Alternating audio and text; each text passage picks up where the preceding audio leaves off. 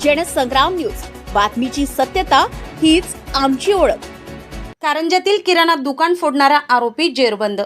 कारंजा घाडगे शहरात एनगाव रोडवरील एका किराणा दुकानात झालेल्या चोरी प्रकरणी पोलिसांनी अवघ्या काही दिवसात गुन्हा उघडकीस आणत आरोपीला अटक केलेली आहे. ही घटना पोलीस स्टेशन कारंजा घाडगे हद्दीत घडली.